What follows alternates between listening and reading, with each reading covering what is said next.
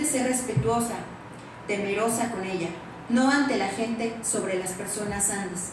Con tranquilidad, con calma vive, ama a las personas, ruégales, sé benévola con ellas.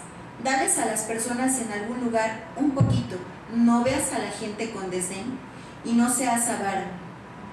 Y no te hagas amiga de los mentirosos, de los ladrones, de las malas mujeres, de los entrometidos, de los perezosos, para que no te riñan, para que no te hechicen. Solo dedícate dentro de la casa a lo que vas a hacer. No vayas fuera y no te pongas en el mercado, en el río, en el camino, en un lugar no bueno, en un lugar no decoroso. Ahí está lo que afea, lo que mancha, lo que pone en peligro, lo que causa aflicción, lo que hace como animales a las gentes, lo no bueno, lo que mucho espanta, lo que deja intranquila a la gente, lo que la deja sin sosiego.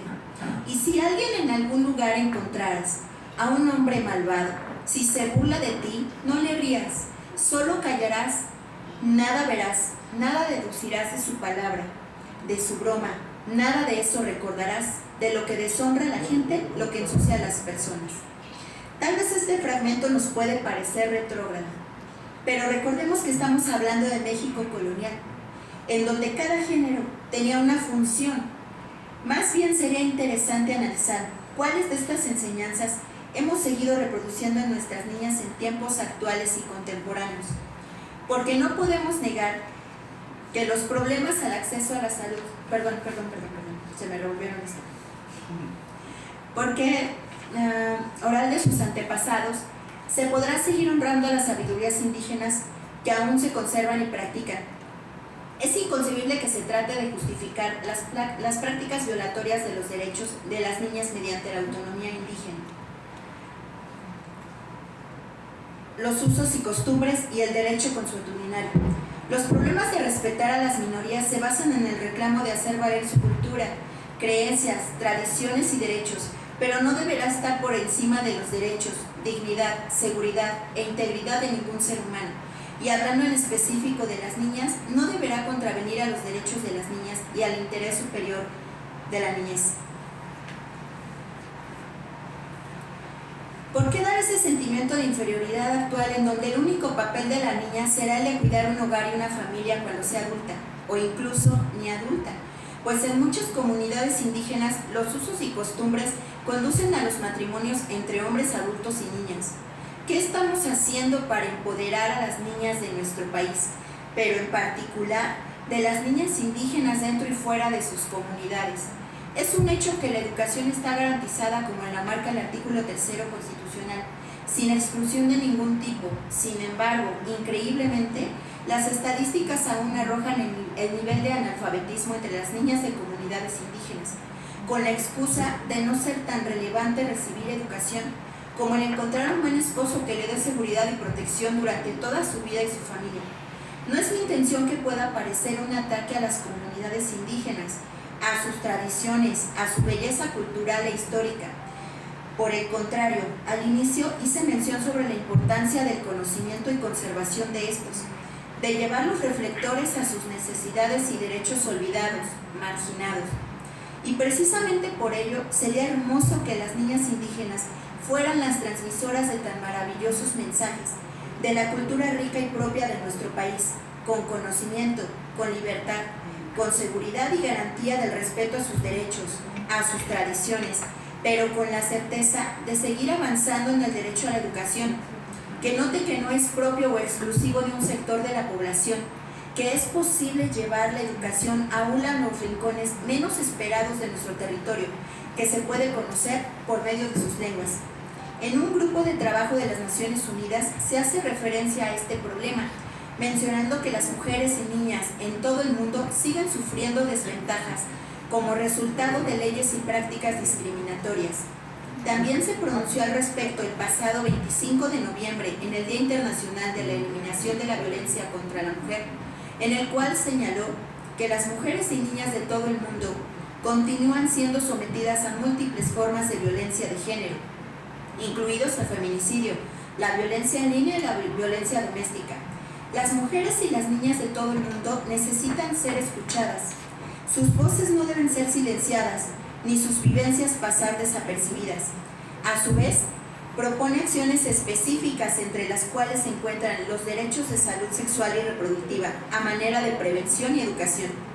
Eliminar leyes, políticas y prácticas discriminatorias para asegurar el acceso a una gama completa de información. Rechazar las ideologías religiosas conservadoras y políticas racializadas que socavan la igualdad de género. Porque no podemos negar que los problemas al acceso de salud sexual y reproductiva es parte de la educación formal e informal de las niñas y adolescentes.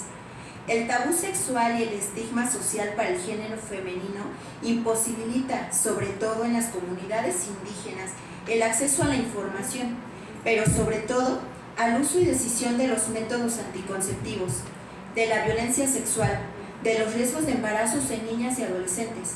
Simplemente a ellas no se les permite decidir sobre usar métodos anticonceptivos. En muchas ocasiones no se les da la libertad de decidir sobre su cuerpo. Se normaliza el embarazo temprano en niñas indígenas con el derecho consuetudinario, pero nunca una costumbre debería contravenir con los derechos, la seguridad, la integridad y la dignidad de las personas. Es necesario y obligado legislar en materia de derechos humanos para erradicar ciertas prácticas que pongan en riesgo estos derechos, pero también es un reto al momento de no ser invasivos en las tradiciones y la cultura de cada pueblo. ¿Cómo llegar a un equilibrio? ¿Cuál sería nuestro referente para evitar violentar los derechos humanos y derechos de las niñas sin atentar contra las costumbres y tradiciones? Toda ley, derecho y norma jurídica deberá ser el garante de la seguridad humana, desde el nacimiento hasta el último respiro. Es por ello que el interés superior de la niñez vela siempre por el bienestar, los derechos, la seguridad y la integridad de los niños y las niñas. Si podemos poner en práctica todos los tratados y leyes internacionales de los que México es parte, de las legislaciones en materia de menores y de los derechos indígenas, podemos intervenir de manera asertiva en la educación de las niñas, en el empoderamiento de estas, sin tener el conocimiento para usarlo en favor de sus derechos. Tampoco podemos decir que no existan avances para garantizar el acceso a los pueblos indígenas a la educación, a los derechos humanos, a la salud, al lenguaje inclusivo con lenguas indígenas en los libros de texto y otros documentos e informaciones.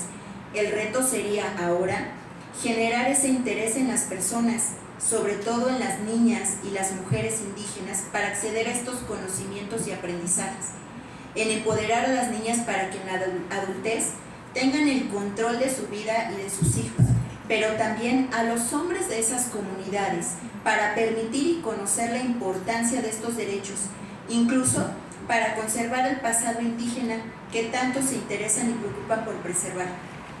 Hacerles notar que no se intenta desvalorizar sus tradiciones, ni restarles personalidad, mucho menos invisibilizar. Más bien es la protección a esas garantías y derechos humanos que coadyuvarán a la conservación de su cultura, evitarán la extinción de sus costumbres y tradiciones, garantizarán la transmisión oral de sus antepasados. Se podrá seguir honrando a las sabidurías indígenas que aún se conservan y practican. Es inconcebible que se trate de justificar a las prácticas violatorias de los derechos de niñas mediante la autonomía indígena, los usos y costumbres y el derecho consuetudinario. Los problemas de respetar a las minorías se basan en el reclamo de hacer valer su cultura, creencias, tradiciones y derechos, pero no deberá estar por encima de los derechos, dignidad, seguridad, integridad de ningún ser humano. No es posible que como sociedad se continúen ignorando y permitiendo los matrimonios forzados en menores de edad solo porque las tradiciones e intereses así convienen, y evitando que continúen con su alfabetización, con la educación y con el derecho al pleno desarrollo de sus capacidades, habilidades y aptitudes mediante estudios superiores, ejercicio laboral e independencia económica. Tenemos que voltear a ver las verdaderas necesidades de las niñas indígenas en cuanto a educación. El Índice de Desarrollo Humano arroja que en entidades federativas en donde se encuentran comunidades indígenas muestra un bajo parámetro en cuanto a educación, a eficiencia terminal y a nivel de escolaridad. Debemos entonces legislar en materia de derechos humanos enfocados en la educación de las niñas indígenas, permitiendo así que logren independencia financiera en un futuro. Evitar la migración de estas niñas sería otro reto para cumplir. ya que, como es bien conocido, el acto de migrar conlleva muchos peligros desde el punto de partida hasta la estancia en la cual piensan trabajar. Sus raíces ya no son transmitidas a sus descendientes y se termina siendo transculturizado, que es lo que precisamente ellos intentan evitar. Apoyemos la educación indígena en las niñas. Vamos a empoderarlas desde la educación, el conocimiento, el manejo de sus propios recursos, la seguridad de contar con autoridades que eviten y sancionen las prácticas que vulneren sus derechos, las prácticas machistas, las prácticas sexistas, las prácticas violentas, las prácticas de venderlas cual mercancía de uso al cambio. Démosles la seguridad de saber que existirá una rendición de cuentas sobre las personas que violen estos derechos, que no se quede en el papel y el discurso político, que no se quede en un asunto de moda como estandarte. Hay que garantizar que las niñas tengan a bien el acceso a la educación en todos los rincones del país, que si cambian de residencia se haga lo posible para apoyar su eficiencia terminal y a continuar con educación superior. Es en estas niñas en donde se debe destinar el presupuesto educativo también, no dejando de lado a las comunidades, no a la simulación ni al discurso gastado. Empoderar a nuestras niñas indígenas es asegurar el futuro de las mujeres adultas, no solo para conservar sus tradiciones, sino para fortalecer las comunidades indígenas donde las niñas y mujeres trabajen conjuntamente en el reclamo de derechos para niñas, adolescentes y mujeres. Como docente me siento muy honrada al tener en mis manos a jóvenes que se permiten aprender algunas palabras de origen indígena durante mis clases. Ellos mismos lo normalizan, aprenden y les es más natural la inclusión de compañeros y compañeras provenientes de comunidades indígenas. Podemos empezar con acciones concretas, pero es momento de atrevernos a darles impulso, a hacer la diferencia. De lo contrario, seguimos quedando en el mero discurso, y como docentes es una gran responsabilidad conservar las tradiciones sin tener la necesidad de vulnerar a ningún ser humano. Tlazacomati. Gracias.